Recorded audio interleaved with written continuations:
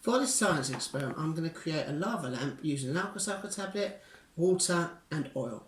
So it's the equipment I need some oil, some normal water, I've got some food colouring so we can change the colour of the water so it's more visible, and we've got our Alka-Seltzer tablet. So to start with, I've already partly filled the bottle with oil. I'm going to put in my funnel so I don't spill any water. And I'm going to start slowly add the water to the oil. Does anybody know what I think is going to happen at this point? I'll give you 10 seconds just to have a quick think.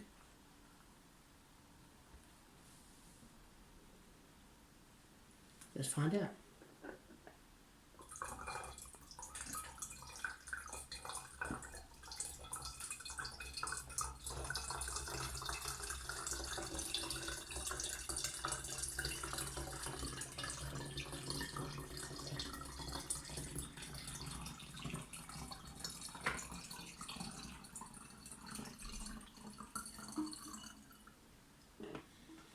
So as we can see from that, we've got the water is all sitting at the bottom and the oil sitting at the top. Does anybody know why the two of them aren't mixing? The reason being is that the molecules in the oil and the molecules in the water are completely separate, which means they can't combine with each other. A bit like if you put two magnets together and you try to put them together and they force themselves back apart. So in this case, the molecules in the oil won't allow it to mix with the molecules in the water.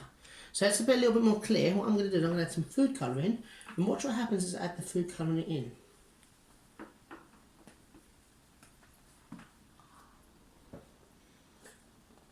Now the food colouring is sinking straight to the bottom. Again, because food colouring dissolves in water, it is mixing with the water, but it can't mix with the oil. Another question, does anybody know why the oil is sat on the top and the water is at the bottom? Any ideas? Give you a second to think about it, or a little bit more. It goes down in little blobs and then it dissolves inside the water. In this case, the water is heavier. So the water sits at the bottom and the oil sits up on top. And as you can see at the moment, with all these bubbles, all these air bubbles, and slowly by slowly they'll all go out and come out to the top. So, I've got my Alka-Seltzer tablet. I'm going to break it up so we have a couple of little goes. Can anybody guess what might happen when I start dropping these tablets in? So, I'll give you a second to think about it and then I'm going to drop them in one by one. Okay, let's find out. I'll drop the first one in. And because it's heavier, it goes straight to the bottom. And then it starts to dissolve. And the bubbles start to rise.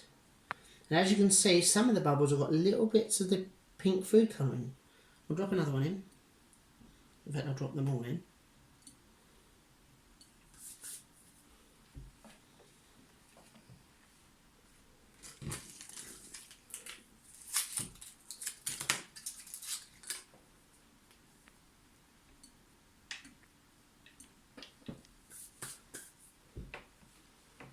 So, as the Alka-Seltzer tablets are the heaviest, again they drop right to the bottom, and then they start to dissolve in the water. And as they dissolve, they create CO2, which is a gas. So the gas is the lightest, so that rises to the top. And as it rises, it takes little bits of the water up with it. When it gets to the top, the air can escape, but the water, because the air is now escaped, the water then falls back to the bottom, so it goes back down. So we have this effect of the lava lamp, which is exactly the same sort of principle as in those ones you have at home. The only difference is they have a light underneath. But other than that, it's exactly the same. So from this experiment, we've got the oil is the heaviest. The oil is the lightest, so it sits on the top. Water sits at the bottom. Oil and water are completely, the molecules in them are completely separate, so they won't mix, a bit like the magnet. And then when I dropped this Alka-Seltzer tablet in, because it was the heaviest, it went all the way to the bottom. It dissolved in the water, creating CO2 gas, carbon dioxide, and it starts to rise. And as it rises, the bubbles raise. When it gets to the very top, the gas escapes, but the water then seeps back down to the bottom. That is the end of my experiment. So it's a lava lamp made with Alka-Seltzer, some water and some oil. Thank you very much.